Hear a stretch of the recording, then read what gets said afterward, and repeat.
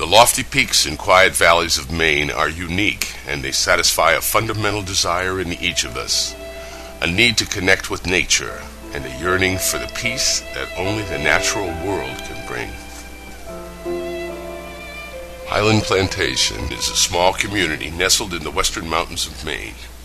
Sandy Stream, which begins in Middle Carey Pond, drains more than 25 square miles of prime wildlife and fisheries habitat before it winds its way down through a notch in the highland and over the ledges, a beautiful picnicking and swimming area loved by many. Sandy then picks up the waters from Michael Stream and continues south through Lexington, where it enters Gilman Pond. Highland is bordered by Pleasant Ridge to the east, which lies perched over Wyman Lake and the fabled Kennebec River. Directly to the west of Highland is Carrabassett Valley, one of the state's most renowned towns and home of the world-class ski resort, Sugarloaf Mountain.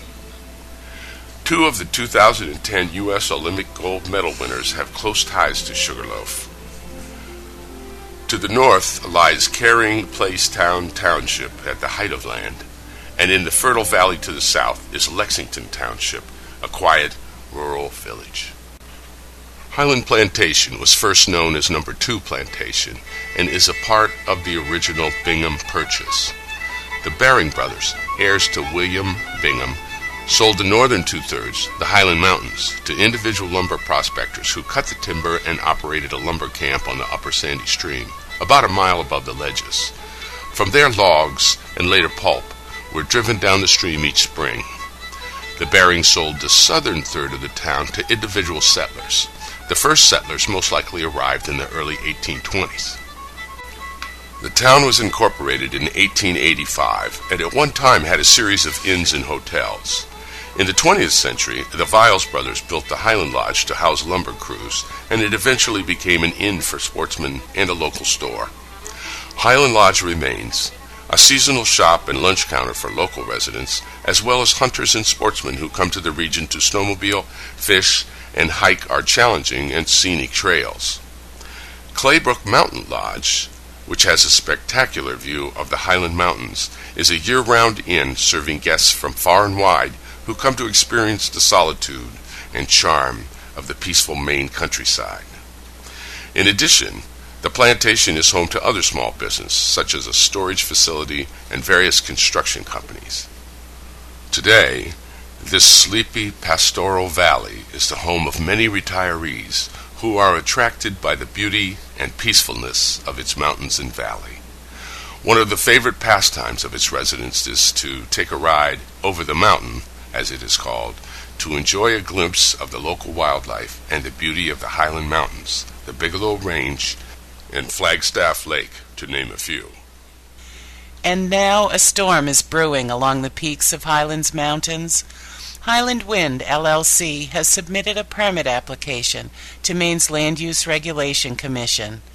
This developer proposes to erect 48 40-story industrial wind turbines along 8 miles of unspoiled ridgeline, encompassing each of Highland's 5 mountains, Stewart, Witham, and Bald Mountains, and Burnt and Briggs Hills. 48 turbines, each 40 stories tall. That is more than twice as high as the tallest building in the state of Maine. According to the developer's own permit application, 25 miles of roads will be built along the slopes and summits. These roads are not simple country lanes. These roads must support 90 tons of weight and must be wide enough on the switchbacks to allow tractor-trailers more than 200 feet long to safely access the summits. Some of these switchbacks will disrupt swaths of mountainside soil and vegetation more than 100 feet wide. According to the developer's own permit application, 1.6 million cubic yards of ledge and earth will be blasted and excavated to create these roads and to level ridgeline in order to build foundations for the massive turbines. And according to the developer's own permit application, several sensitive wetlands, vital habitat for many animals, migratory birds, amphibians, and insects, will be permanently filled in. Highland Plantation stands at the gateway to several of Maine's unique treasures. The Arnold Trail, made famous by Benedict Arnold's legendary 1775 march to take Quebec during the Revolutionary War, is listed on the National Register of Historic Places. This route is of national and historical military significance. Of equal historical significance is the Old Canada Road, a national scenic byway. Also in the proposed development's viewshed is the Bigelow Preserve, a Maine public reserved land established in 1976 in order to retain the land in its natural state for the use and enjoyment of the public. The preserve was established to protect the spectacular Bigelow Range from development, to maintain the visual quality of the mountain, and to provide a wilderness environment for the people of Maine. The world-renowned Appalachian Trail winds its way through this corner of our state, and the Bigelow Range is second only to Mount Katahdin for superb ridge-walking opportunities. People from across America and from all corners of the globe come to hike these ancient mountains.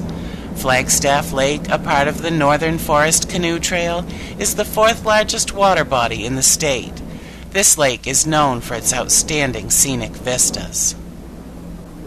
But soon, if Maine's Land Use Regulation Commission grants Highland Wind LLC their permit, these iconic treasures will no longer be the epitome of a rugged land in its natural state. Those breathtaking and one-of-a-kind views will be marred forever. For once you've blasted away a granite summit which was carved by nature, once you've displaced its bedrock to make roads and pour foundations, there is no restoring it. And after the bedrock itself is altered, those 400-foot-tall wind turbines will be stretched across every mountain ridge and highland. These turbines are so big that the blades sweep an area more than 1.5 acres in size, larger than a Boeing 747 from nose to tail and from wingtip to wingtip. And because of their colossal height, these towers must be lit for the safety of air traffic. Up to 35 flashing red lights will desecrate the perfection of our night sky.